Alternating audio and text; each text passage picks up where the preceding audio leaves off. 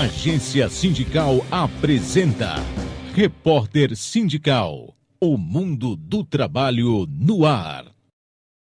Este programa que hoje nós passamos pela TV Agência Sindical, internet, depois ele sobe no canal da agência no YouTube e fica à disposição para ser assistido, acessado, compartilhado, etc. No sábado agora será exibido na TV Comunitária de Guarulhos, canal 3 da NET. Em Brasília, na terça-feira, será exibido no canal 12 da NET. Portanto, vocês nos assistirão ou agora ao vivo ou em Guarulhos e também em Brasília, no Distrito Federal, na verdade. Hoje nós vamos falar com o João Guilherme Vagar Neto, que é consultor sindical, conhecido, né, do sindicalismo, e assessora várias entidades, foi da Alboré e também do DIAP, dos quadros, digamos assim, de assessoria técnicos do DIAP. E nós vamos falar sobre como é que está a situação do movimento sindical e dos trabalhadores perante as eleições, porque nós tivemos as eleições proporcionais, né, e aí os partidos fizeram suas bancadas nas Assembleias Legislativas, Câmaras Federais e Senado, e também agora a mais importante das eleições, que é o pleito presidencial, disputado entre dois candidatos de espectro bastante diferentes. O Fernando Haddad, que agrega o campo da esquerda e centro-esquerda, e o Jair Bolsonaro, que tem um carimbo, né, se fôssemos definir ideologicamente, marcadamente direitista. Mas antes de João Guilherme falar, eu quero registrar a presença da Ariane Soares, jornalista da Agência Sindical, que encaminha aqui perguntas, telefonemas, e-mails e outros contatos. Tudo bem, Ariane? Tudo bem, João Franzin, muito boa noite a você, boa noite, João Guilherme. Boa noite. E boa noite também a você, internauta, que nos acompanha no Repórter Sindical. Espero aqui a sua participação, você pode enviar perguntas por meio do nosso WhatsApp. Nós estamos em São Paulo, lembrando que é 011, o telefone é 974 71 90 71. Vou repetir, 974 71 90 71. Também estamos ao vivo pelo Facebook do João Franzin e Facebook da Agência Sindical. Lá você manda seu comentário. E a você que durante o período da tarde já enviou sua pergunta, eu agradeço. E vamos seguir aqui com o programa. Muito bem. João Guilherme Vagar Neto, o resultado das eleições deu a lógica? O resultado das eleições, dessas eleições gerais, ele não foi uma surpresa. Tá. A surpresa foi a intensidade da avalanche. Tá. Que haveria uma avalanche era quase certo, mas o grau de gravidade da avalanche foi surpreendente.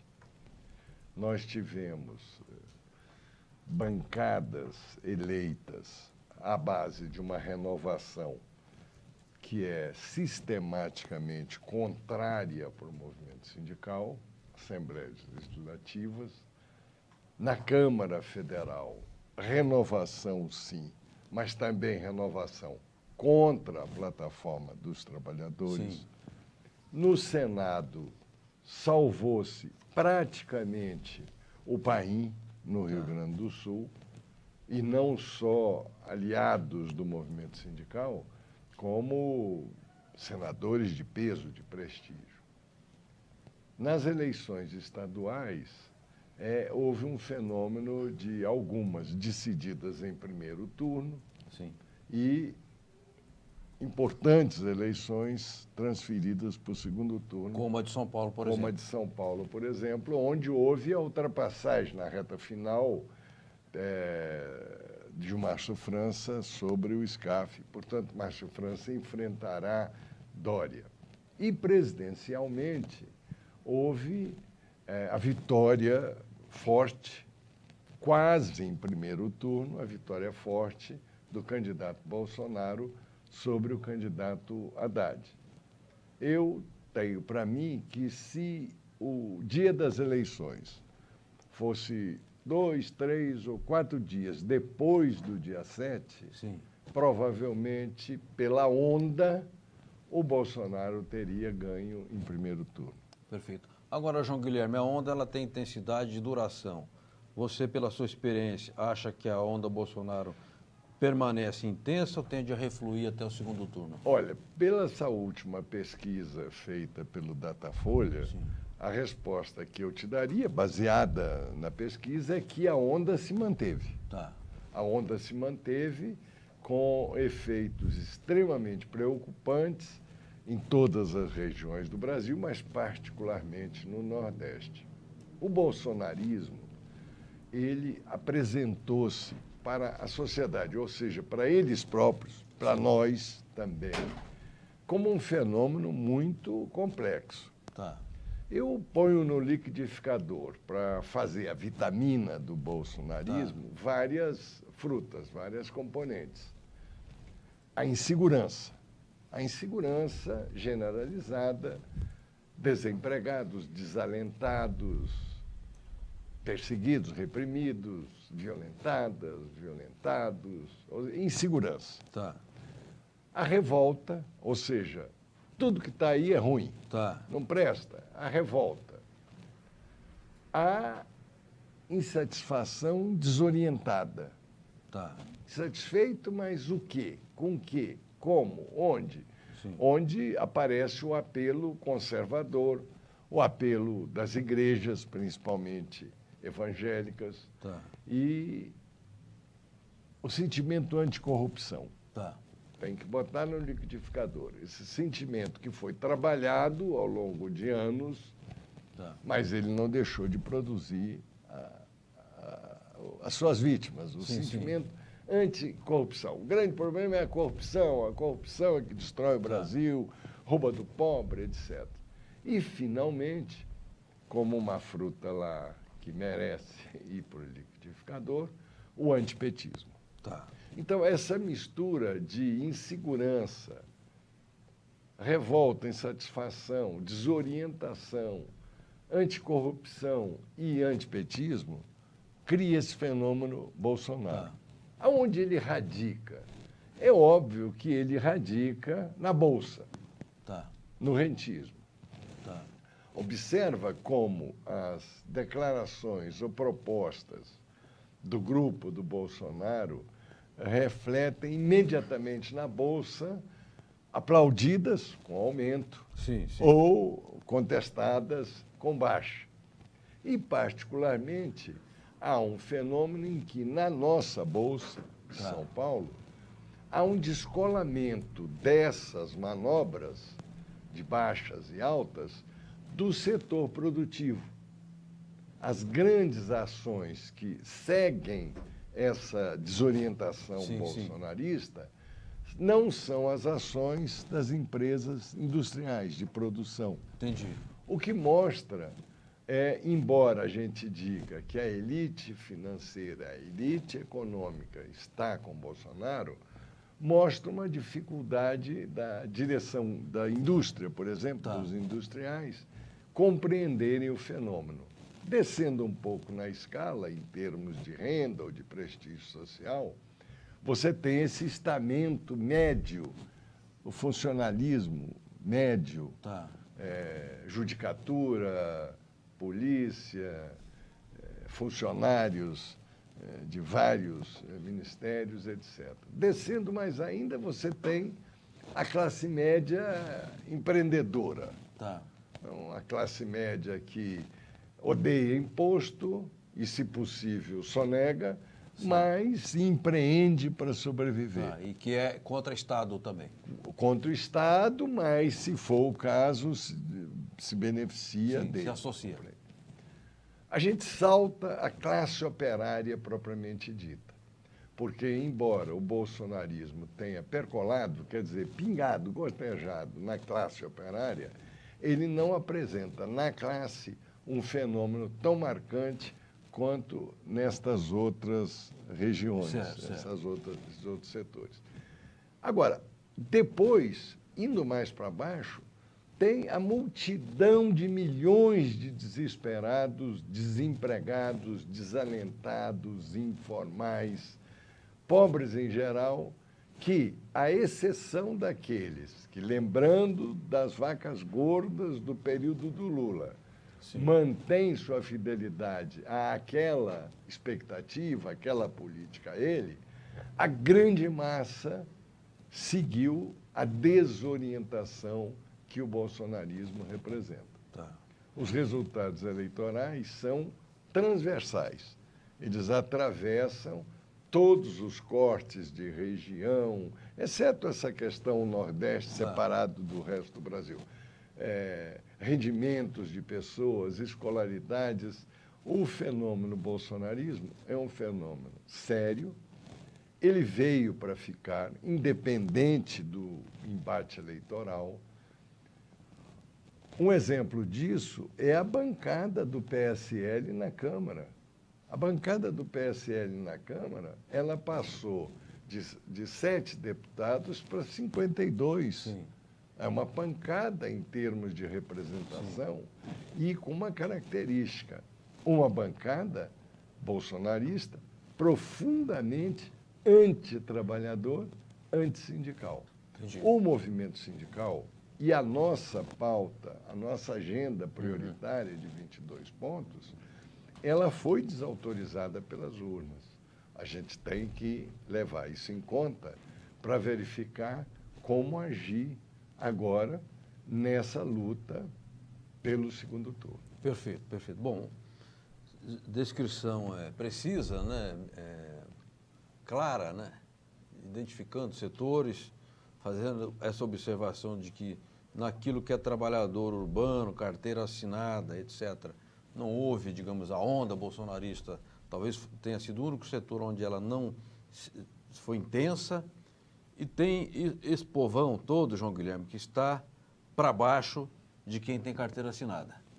Então, o sujeito que faz bico, está desempregado, cronicamente desempregado, já desistiu de procurar emprego, está fora do mercado de consumo. Esse povo aqui, na época do Lula, era mais ou menos representado pelo Lula, certo? Havia uma identidade desse pessoal com o Lula. Eu vou perguntar, mas você não vai responder agora, se você acha que a eleição será decidida nesse mundão aqui, meio assim, nebuloso. Mas depois você me responde, porque o Edu me avisa que tem uma pergunta, e eu já queria passar a primeira pergunta de hoje para o João Guilherme Wagner Neto, pela nossa Ariane Soares. Pode ser, Ariane? Vamos dar início, então, com a pergunta do professor Celso Napolitano, presidente da FEPESP, que é a Federação dos Professores do Estado de São Paulo, e também presidente do DIAP. Ele diz assim: caro João Guilherme, com o Congresso recém-eleito, em qualquer cenário presidencial, qual é o futuro da democracia? Celso, boa noite. A democracia, ela se sustenta, porque com 30 anos da Constituição de 88, que comemoramos semana passada, no dia 5 de outubro, nós temos a expectativa e devemos lutar para isso com a manutenção da democracia. O pleito eleitoral, ele tem sido uma confirmação da aposta nossa na democracia. A gente não pode deixar de reconhecer que o diabo tem rabo pontudo. Mas, por hora, o grande problema, a grande questão que se coloca no futuro, não é necessariamente a agressão à democracia no sentido institucional. Claro que se desenham agressões às lutas reivindicatórias, às reivindicações sociais, às mobilizações, etc. Mas eu quero dizer que, do ponto de vista institucional, nós temos mais mecanismos de resistência democrática do que demonstramos do ponto de vista de perspicácia eleitoral. Perfeito. João Guilherme, agora é um momento em que fala nosso DIAP. Antônio Augusto de Queiroz afirma que o Congresso, na linha do que falou o Celso, afirma que o Congresso será um dos mais conservadores da história. Vamos acompanhar a fala do Toninho e daqui a pouco a gente volta com o João Guilherme Wagner Neto. Pode ser?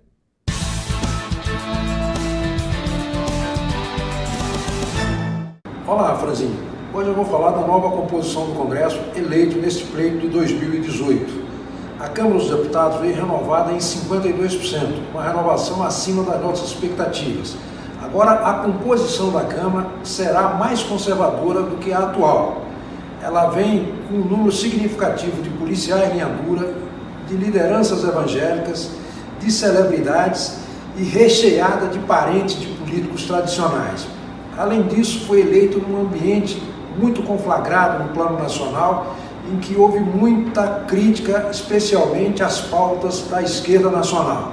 De modo que vai ser um novo Congresso muito difícil para os trabalhadores, porque haverá uma redução da bancada sindical na próxima legislatura e um crescimento dessas forças antitrabalhadoras.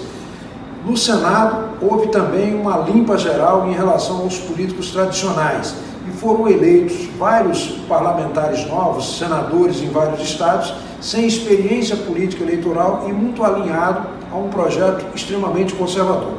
Então, o próximo Congresso será, sem dúvida nenhuma, um dos mais conservadores da história e vai haver uma necessidade de uma fiscalização muito intensa da sociedade brasileira. Um abraço e até a próxima.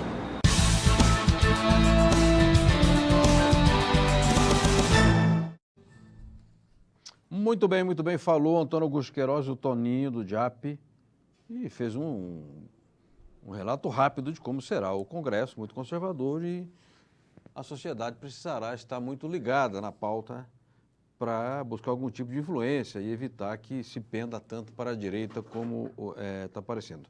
João Guilherme, eu quero voltar aqui à questão das eleições, porque nós estamos no segundo turno, você fala com tantos sindicalistas todos os dias, eu também falo, e há uma preocupação muito grande das direções das cúpulas sindicais com o que virá. E o sindicalismo, de um modo geral, está alinhado à candidatura mais progressista, que é a candidatura do Haddad.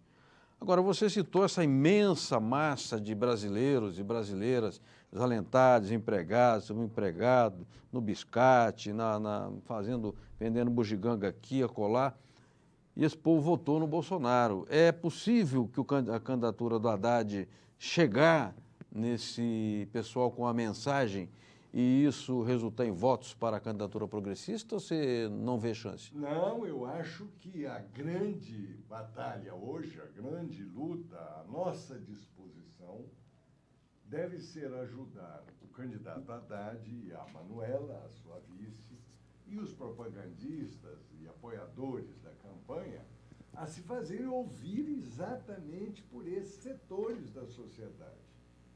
Mas antes, eu quero registrar duas alegrias na imensa tristeza que a minha análise das eleições da Câmara Federal revelaram. Tá. Quais foram as minhas duas alegrias?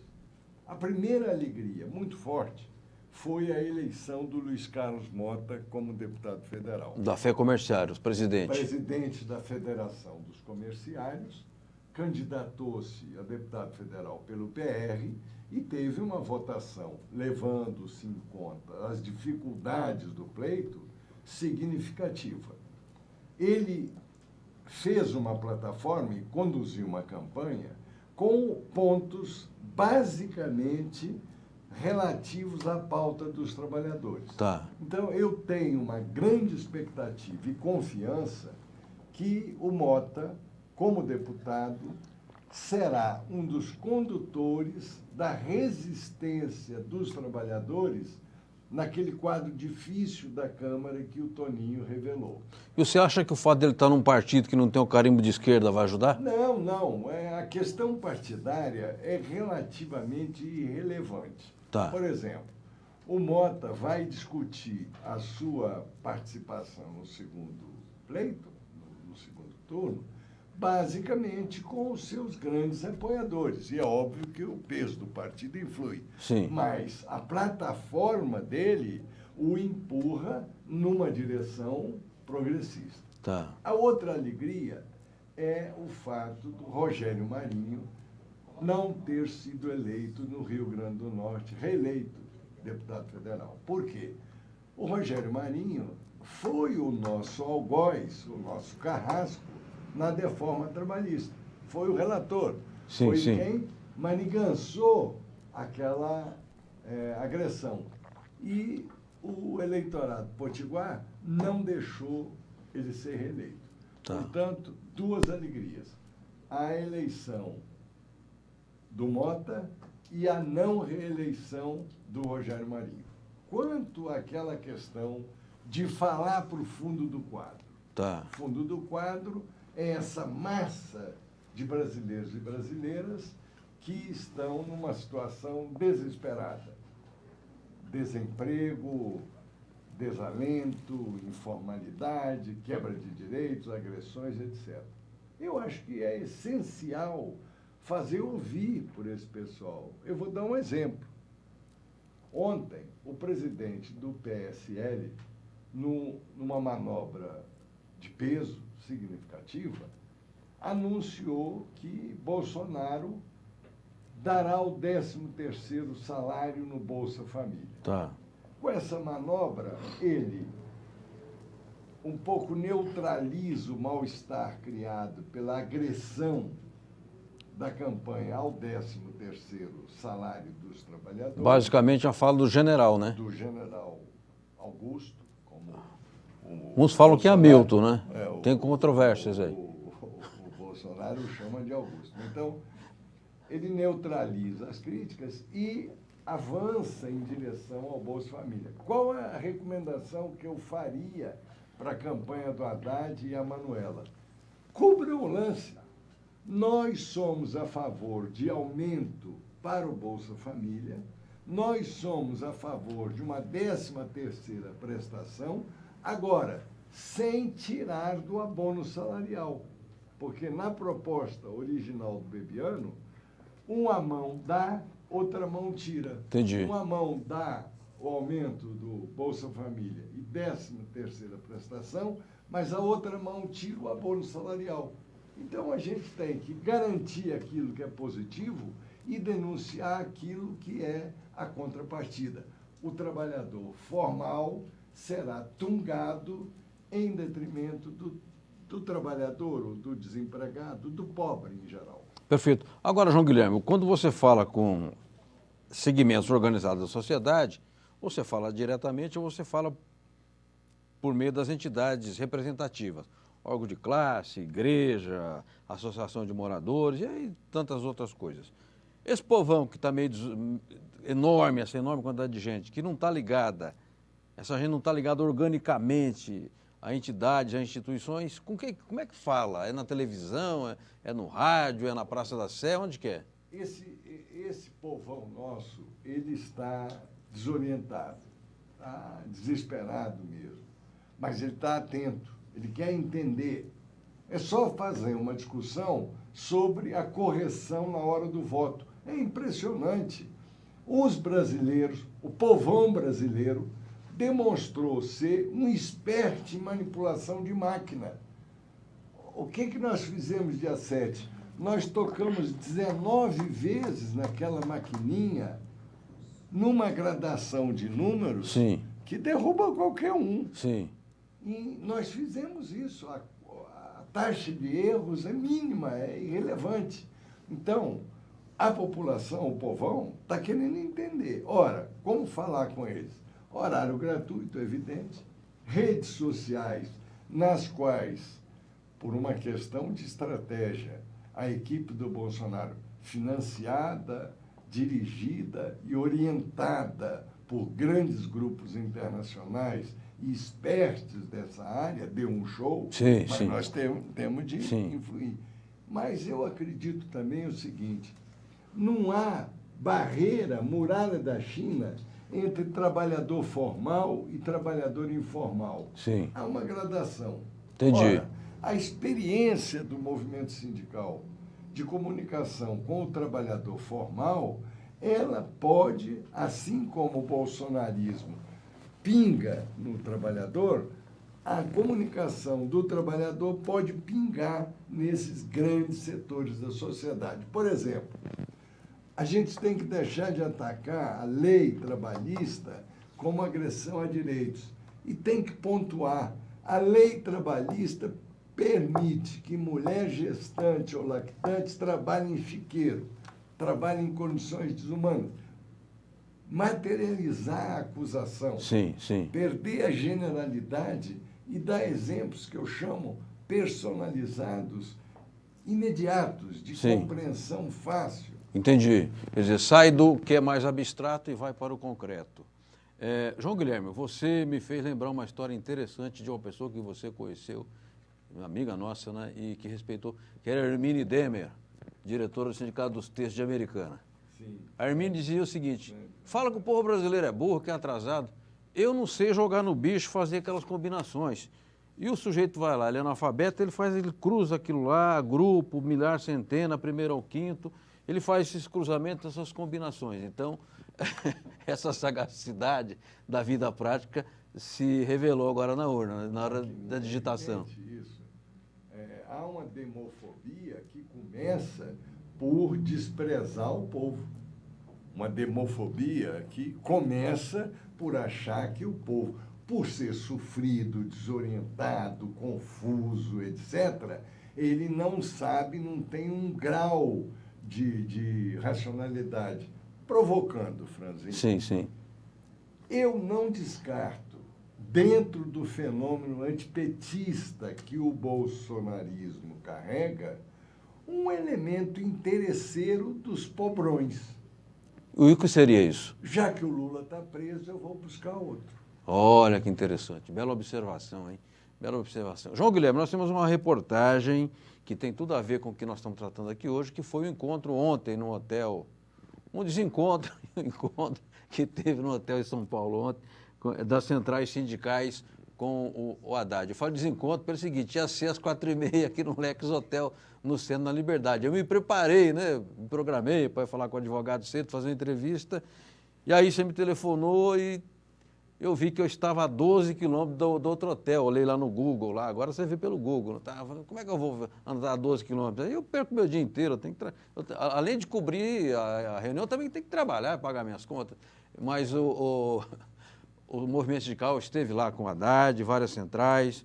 O Miguel Torres inteligentemente entregou a agenda prioritária da classe trabalhadora, esta agenda aqui, que é o nosso catecismo aqui da classe trabalhadora, das centrais do Diese, e também se entregou uma carta em que o movimento sindical defende a democracia, defende os direitos e defende a própria organização sindical.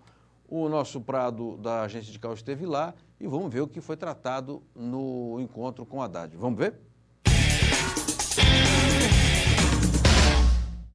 As centrais CUT, Força Sindical, UGT, CTB, Nova Central, CSB e Intersindical formalizaram na quarta-feira, dia 10 de outubro, apoio à candidatura de Fernando Haddad no segundo turno das eleições. Segunda-feira tivemos uma reunião da direção nacional da Força Sindical e também aprovamos o lado da Força Sindical, que é o lado do progresso, é o lado da democracia, é o lado do desenvolvimento, é o lado do futuro do país. Então estamos de corpo e alma na campanha Haddad e Manoela. Haddad reafirmou que vai ampliar o diálogo com o movimento sindical, mas alertou para o momento perigoso pelo qual a campanha eleitoral está passando. Segundo, que eu propus um protocolo, sobretudo em relação às fake news da internet, e ele respondeu de forma completamente agressiva, como é do seu feitio.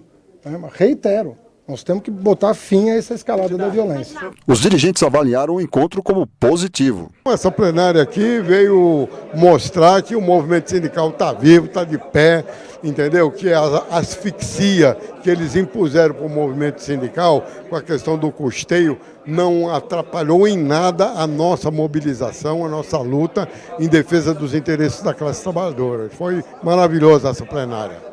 Os riscos que correm a democracia, os direitos sociais e o futuro do Brasil exigem a unidade dos trabalhadores, dos setores populares, dos setores democráticos, dos mais amplos setores da nossa sociedade. Então não era para ser diferente o apoio das centrais sindicais, do movimento sindical e da classe trabalhadora, a única candidatura que nesse segundo turno significa a defesa da democracia, a defesa das riquezas do país e a defesa dos direitos. O clima ao final do evento foi de bastante otimismo. E nós acreditamos que o momento agora é exatamente de dar centralidade a um projeto que se aproxime mais dos anseios da nação. Portanto, nós apostamos exatamente na candidatura de Fernando Haddad. Nós vamos votar no 13 e vamos dialogar com a classe trabalhadora mais e melhor, porque é exatamente nessa candidatura que nós vamos ter a garantia dos direitos sociais e trabalhistas e vamos com certeza ter o direito do nosso 13º salário. Nos próximos dias, a campanha pró-Haddad deverá se intensificar, principalmente nas bases dos sindicatos. Esse segundo turno da eleição, os sindicatos serão determinantes, porque o debate, o discurso do segundo turno será os direitos trabalhistas, o Haddad defendendo os direitos trabalhistas e o Bolsonaro retirando os direitos trabalhistas. E eu acho que esse é o nosso grande papel. O movimento sindical vai ser o grande artífice e o grande motivo, o grande alavancador da vitória do Haddad no segundo turno.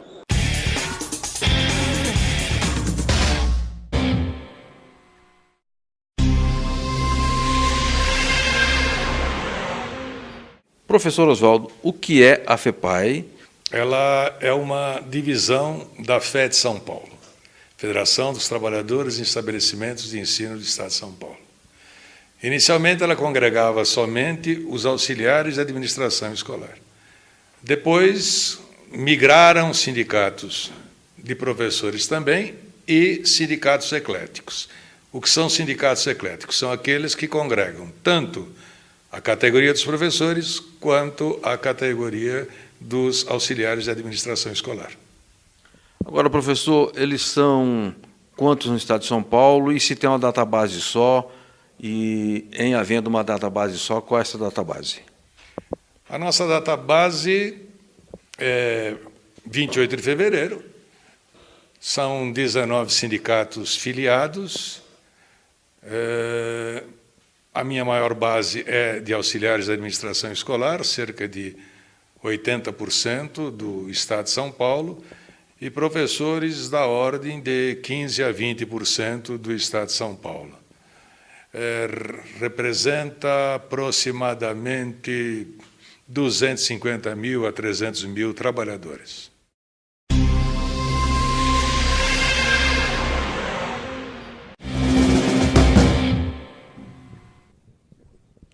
Muito bem, voltamos com o Repórter Sindical Mundo do Trabalho no Ar, agora com o microfone tradicional, porque o de Lapela deu alguma encrenca aqui, teve que trocar, assim mesmo. E vocês assistiram aí a entrevista, né? A reportagem, uma rápida reportagem sobre o encontro das centrais sindicais com o Fernando Haddad e depois uma mensagem lá do professor Oswaldo falando da FEPAI, que é a federação que ele preside, que reúne alguns sindicatos de professores, sindicatos de auxiliares, né, de administração escolar. João Guilherme, a entrega do documento para o Haddad, da agenda da classe... Primeiro encontro, né, das centrais com o Haddad, Fernando Haddad e Manuela presente também. A entrega da agenda prioritária da classe trabalhadora para o Miguel, você acha que isso acrescenta, põe energia no sistema, dá para... Não, ajuda? Que sim, acredito que sim, porque vamos raciocinar. O embate é tão desigual por hora, relativamente falando, pesquisas ou indicações, que qualquer fato positivo do lado democrático, do lado da candidatura Haddad, é altamente positivo. Ou seja, desse ponto de vista, o evento com as centrais, a unidade que elas demonstraram com 7 presidentes assinando a carta, o espírito de campanha que predominou na mesa, nas intervenções, mostra que o movimento, a partir das direções, vai se engajar nessa luta. O objetivo é buscar voto. O movimento garante com relativa tranquilidade os votos na sua seara. Qual é a seara do movimento sindical? É o sindicalizado. Tá.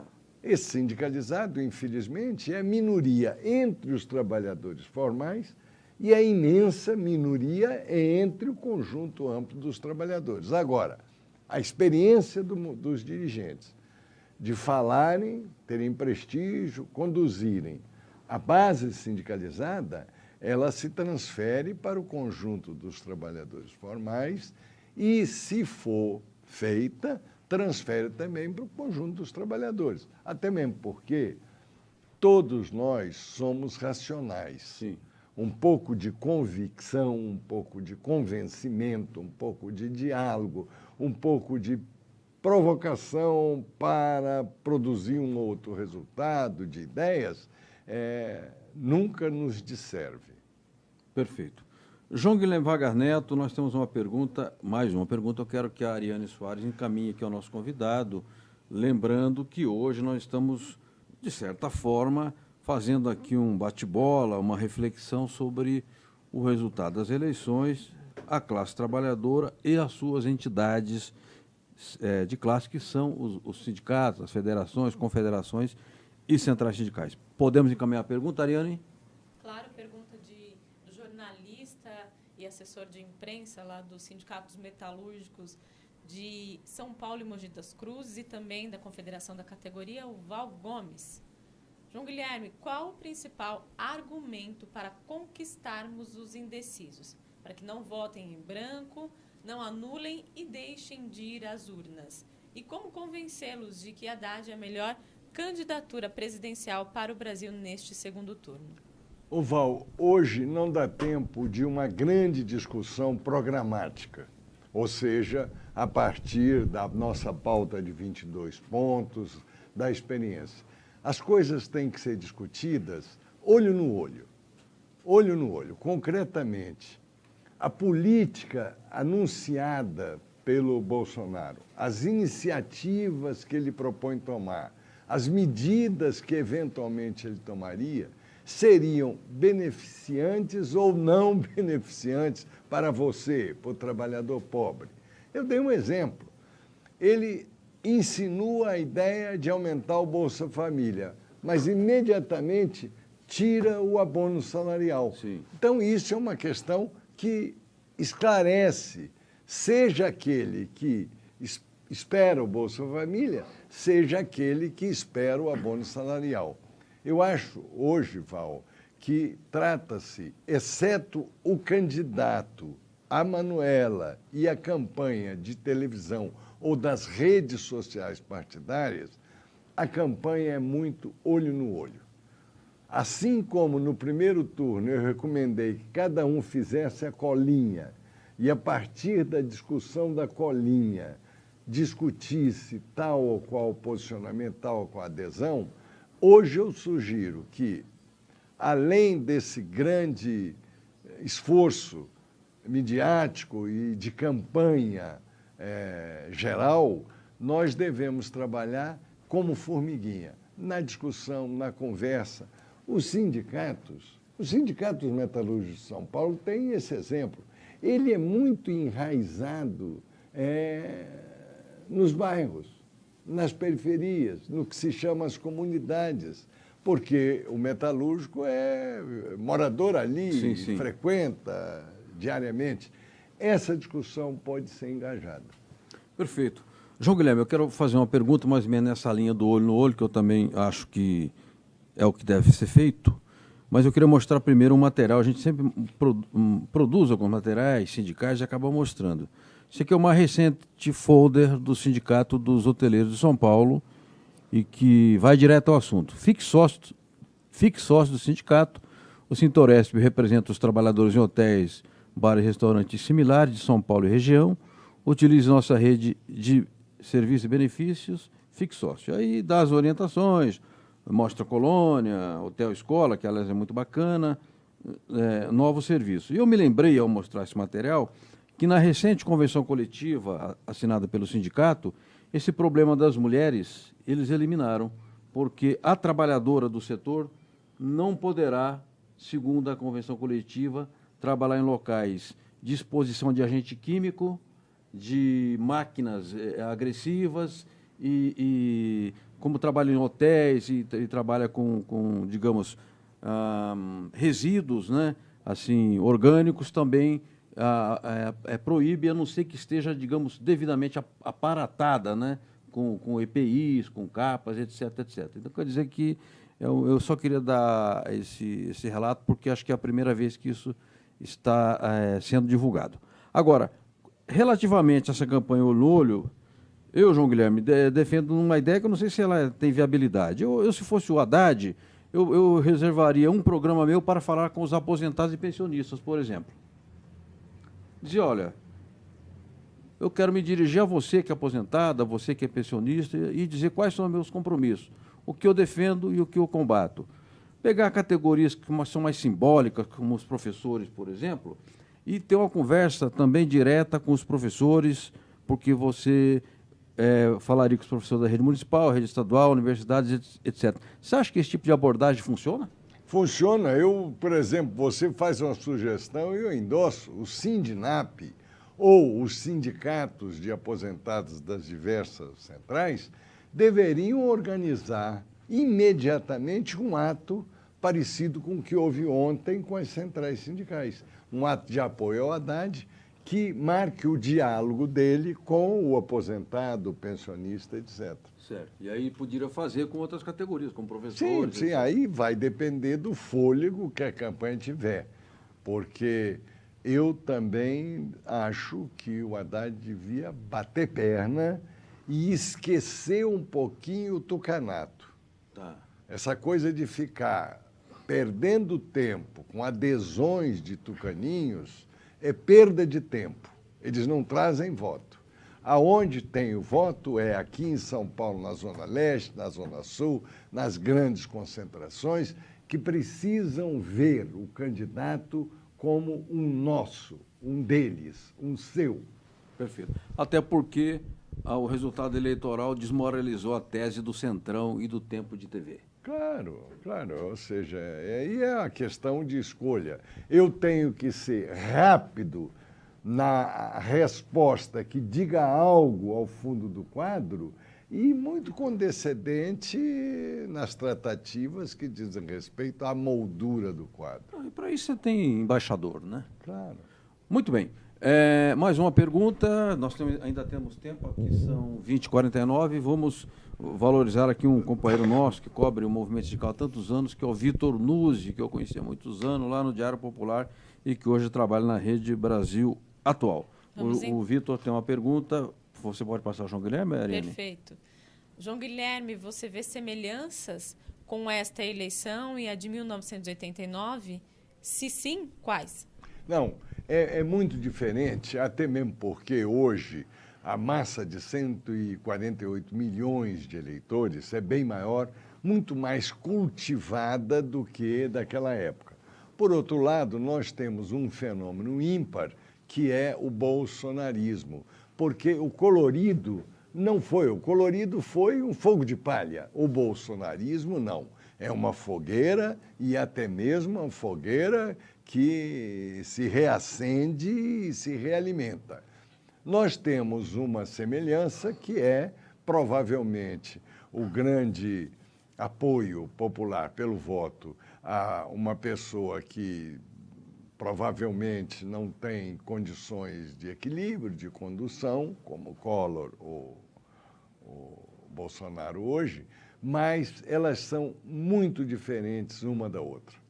Hoje nós estamos decidindo muito mais coisas e mais efetividade do que em 89. E mais, essas eleições, embora o PT como partido tenha sobrevivido como quem pulou no bote quando o Titanic se afundou, o PT está encapsulado. E em 89 não.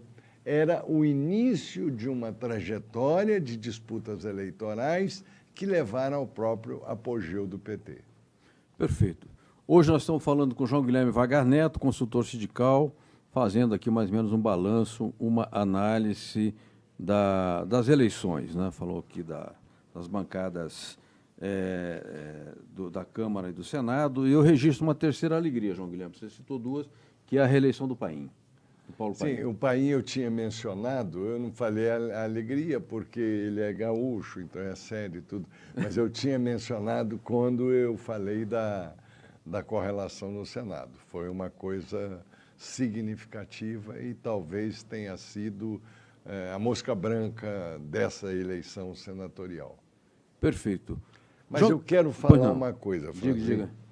Levando em conta o clima criado com a votação do Bolsonaro, nós temos de estar atento, o movimento sindical tem que estar atento, um olho no padre, um olho na missa, em duas questões que vão além das eleições, ou seja, são permanentes e se colocam. E quais são? A primeira delas é a ameaça, a partir de uma posição anunciada na ONU pelo presidente Temer, de realizar a reforma previdenciária ainda esse ano.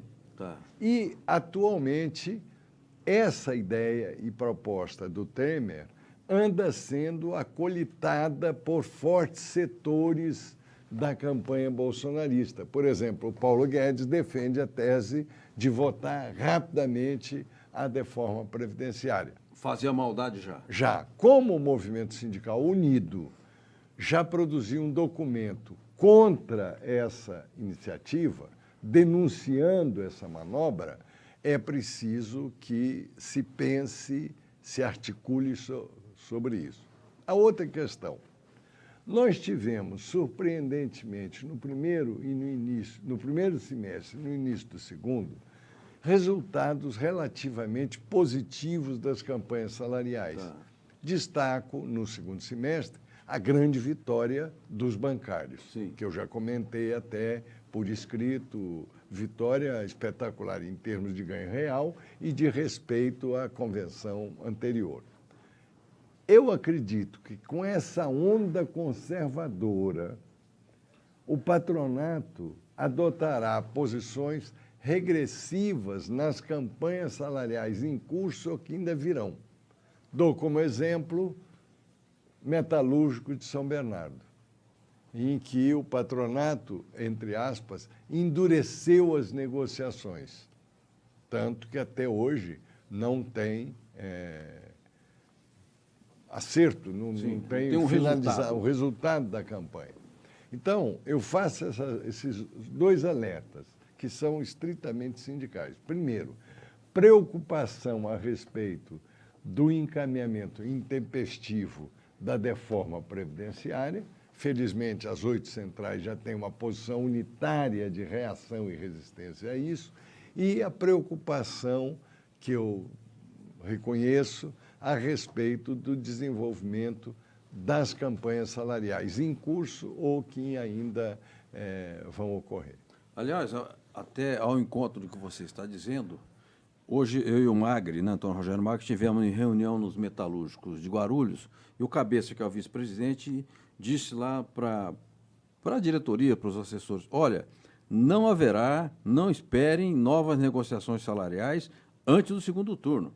O patronato está querendo esperar o resultado e, se vencer o candidato, que boa parte do patronato apoia, eles vão querer radicalizar na campanha, cortar a direita, implantar a reforma trabalhista na sua radicalidade, etc.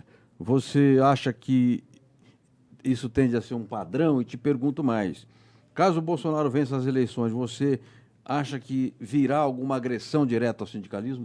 Não digo esperar vencer a eleição. Ele desse ponto de vista, já venceu. O quadro, o clima criado na campanha, os resultados da Câmara, do Senado, em vários... O clima, o atacadão já criou essa situação. Então, a previsão é claro, o Cabeça tem razão, porque a data base, 28 de outubro, está aí, também está perto da mão. Mas esse clima já está criado.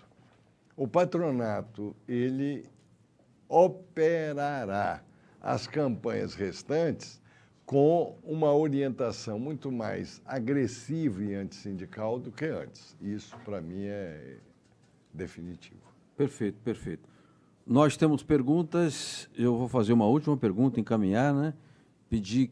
Quem nós temos, Irene? Pode falar aqui no Sebastião de... Nós temos pergunta do Sebastião Soares, da Nova Central, Oswaldo Augusto de Barros, que é o presidente da Centec. Sim. Temos José Pereira dos Santos, também, de Guarulhos. E temos também uma pergunta da Liliana Almeida, que é dos metalúrgicos de São Paulo. Enfim, vamos encaminhar, Vamos aqui na... Bom, vamos dar a voz a uma mulher aí, que as mulheres não fizeram perguntas no programa ainda hoje. Vamos passar a nossa companheira aqui de São Paulo, pode ser? Vamos então. Liliana Almeida, obrigado por sua pergunta. Ela diz assim, caso tenhamos a infelicidade de ter Bolsonaro como presidente, qual o reflexo de sua gestão ao sindicalismo? Ele mais ou menos respondeu já a pergunta. Respondeu. Não, é guerra total, não tenham dúvida. O Bolsonaro, ele, presidente da República, com a composição do Congresso, ele vai não só sacramentar a reforma trabalhista, no que ela tem de antissindical, por exemplo, recursos, mas vai também atacar outros elementos de representação sindical. Por exemplo, a unicidade, o direito de participação sindical nas negociações, etc. O Bolsonaro é antissindical. Ele não é antissindical só porque ele está apoiado pelo patronato lumpen. Ele é antissindical pela concepção dele de vida. Pode fazer uma ou outra manobra pescatória, entende isso, quer dizer, tentar uma ou outra cooptação, mas rapidamente a sua sanha antissindical vai se revelar. Eu não tenho nenhuma ilusão a esse respeito. Bom, então, dada a sua avaliação de que virá paulada na moleira, que recomendação você faz ao movimento sindical para o dia seguinte?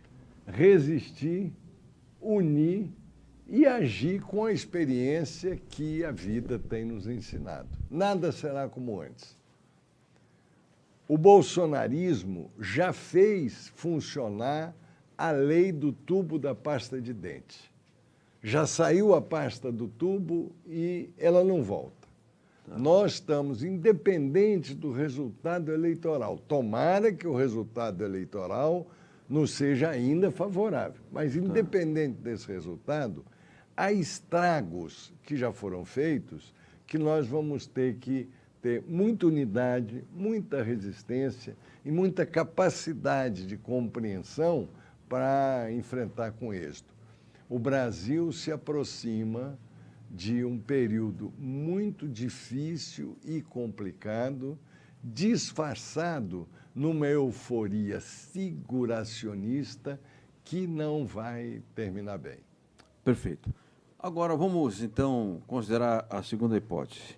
Caso o Fernando Haddad consiga reverter o quadro e se eleja, que perspectiva nós temos? E digo mais, hoje o movimento sindical é atingido por várias pestes, digamos assim. A peste do desemprego, da recessão prolongada, do descrédito do próprio sindicalismo, baixa sindicalização, ataques à direita. Você acha que com Haddad é possível reconstruir alguma coisa? A primeira tarefa de um Haddad eleito, obviamente, e isso é uma platitude, é pacificar o Brasil. Agora, para valer, a primeira tarefa é retomar o desenvolvimento, com distribuição de renda. Como?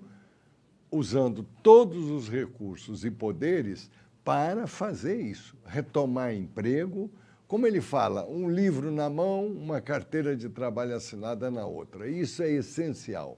A partir disso, nós teremos condição, o povo brasileiro, a sociedade, o setor progressista, etc., se tivermos juízo de reequilibrar a sociedade nessa estratégia de reunião nacional. É um esforço para 2, 3, 4 anos. Agora, no caso da vitória do Haddad, ufa, a tarefa é cumprível em melhores condições do que a tarefa de resistência no quadro de um Bolsonaro que é macaco em loja de louça. Perfeito. E, no caso do Haddad, nós temos a agenda prioritária da classe trabalhadora, que já é, de certa forma, um roteiro de ação do nosso campo também, né, João Guilherme? Sim, já tem. A gente tem a nossa experiência. Tá. Né? Tem lutas travadas, experiências, acumulação, etc. Perfeito. João Guilherme Vargas Neto, nós estamos caminhando aqui para o final do programa e eu queria que você fizesse assim um resumo do resumo. O resumo do resumo é o seguinte: o Antônio Gramsci, que é um comunista italiano que foi morto pelo fascismo na cadeia, ele recomendava o pessimismo de inteligência e o otimismo da vontade. Uma análise tem que ser realista, ela levar em conta os fatos, ela não mascarar os erros, ela compreender que a autocrítica é uma necessidade para a evolução e a correção. Isso é a inteligência pessimista. Ao mesmo tempo, tem que se ter a vontade de, a base daquela análise, daquela inteligência, mesmo pessimista, a vontade de lutar, de mudar, de vencer, de ganhar, de convencer, de conquistar, de eliminar esse clima de falsa polarização que, na verdade, é uma outra tradução daquilo que eu chamo insegurança, desorientação, revolta, anticorrupção e antipetismo. Tudo bem, eu quero agradecer muitíssimo João Guilherme Vargas Neto e dizer que daqui até a eleição vamos, sem abrir mão do pessimismo, da razão, vamos trabalhar com o otimismo da vontade, né? É isso que ele diz, né? É, claro. O otimismo da vontade e ter esperança, né? Não perder a esperança de que a sociedade tenha força, vitalidade e racionalidade para conduzir o país na direção certa, que é da pacificação, de que os brasileiros vivam em paz, sejam tolerantes, nós sejamos tolerantes com as diferenças e que a gente consiga abraçar um projeto, e é um projeto de desenvolvimento, de crescimento, de fazer o país produzir, gerar emprego, renda e respeitar direitos, todos os direitos.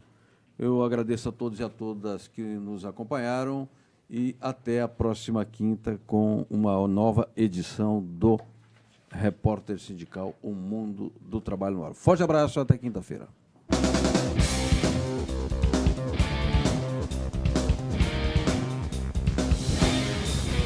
A Agência Sindical apresentou Repórter Sindical, O Mundo do Trabalho no Ar.